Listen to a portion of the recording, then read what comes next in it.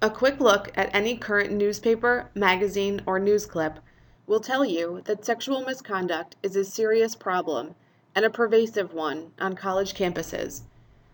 The prevalence of sexual misconduct, an umbrella term for behavior ranging from sexual harassment to rape, is difficult to effectively assess. But current surveys indicate that 18 to 30% of American women experience some type of sexual violence while in college. Additionally, with a report rate as low as only 6%, these crimes are significantly underreported. Higher education as an industry is currently being criticized by student advocates and by the federal government for a perceived failure in effectively managing this epidemic.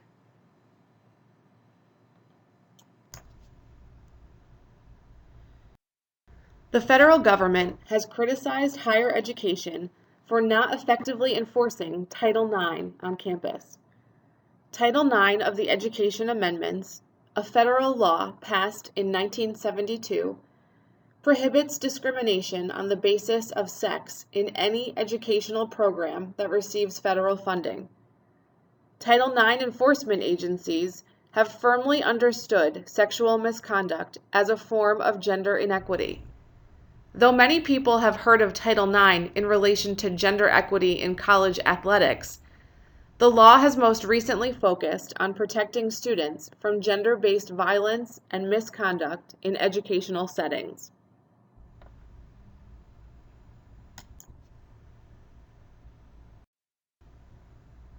One of the primary requirements of Title IX is that every college and university must name a Title IX coordinator.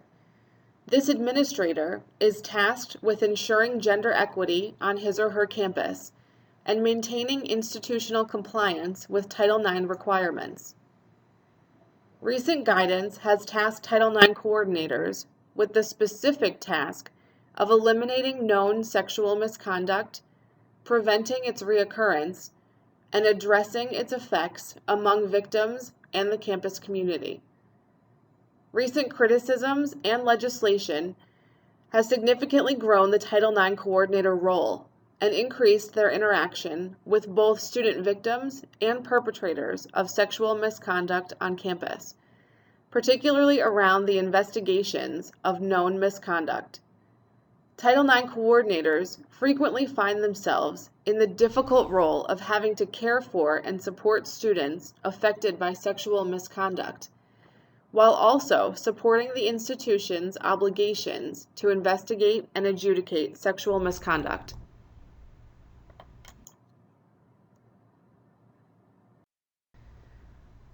In my dissertation, I'm interested in exploring the influence of gender identity on Title IX coordinators' work. Title IX itself is gender-related. Additionally, gender differences are evident in campus cases of sexual misconduct. Statistically, women are disproportionately victims of male sexual misconduct. This dissertation will explore the impact of gender identity on Title IX coordinators' perception of their roles and responsibilities in working with students around issues of sexual misconduct.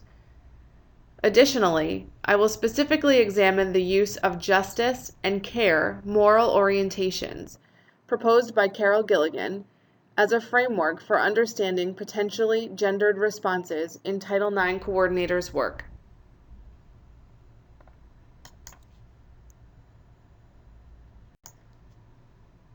Carol Gilligan's seminal work on gender and moral development will provide the theoretical framework for this dissertation.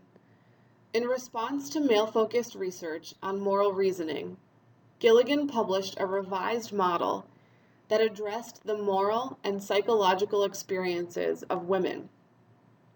In her model, Gilligan proposed that men more typically solved problems by orienting toward a justice framework, one focused on rights and legal processes, while women more typically oriented toward a framework favoring care or support of those impacted. Title IX coordinators have to support both the care of the students involved as well as the justice process required by the institution and Title IX. I'm interested in seeing if gender influences Title IX coordinators' orientation toward justice or care, and how they experience this phenomenon in their everyday work.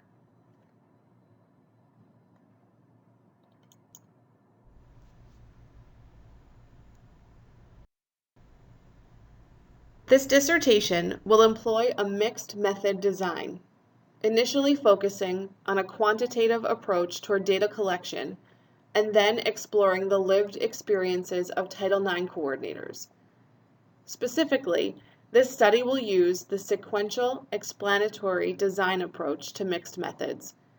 Though the quantitative data will be gathered first, the qualitative information in this study will be given priority in order to find meaning in the phenomenology of being a Title IX coordinator.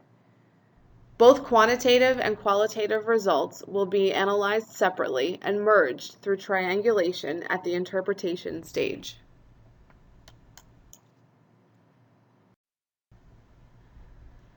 Quantitative data collection will focus on the administration of the socio-moral reflection measure, an instrument which assesses the use of justice and care orientations in moral reasoning and problem solving among the participants.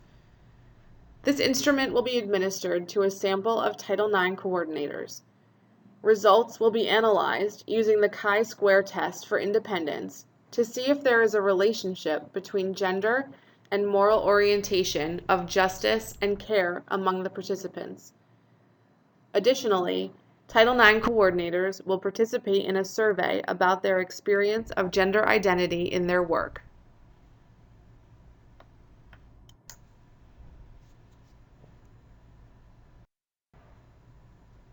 In order to intensely explore the experience of Title IX coordinators, 10 subjects, 5 men and 5 women, will be purposely selected from the quantitative sample. These subjects will be matched for demographics and for professional experience. These 10 subjects will participate in extensive interviews with the researcher, providing rich qualitative information and providing the priority in the study.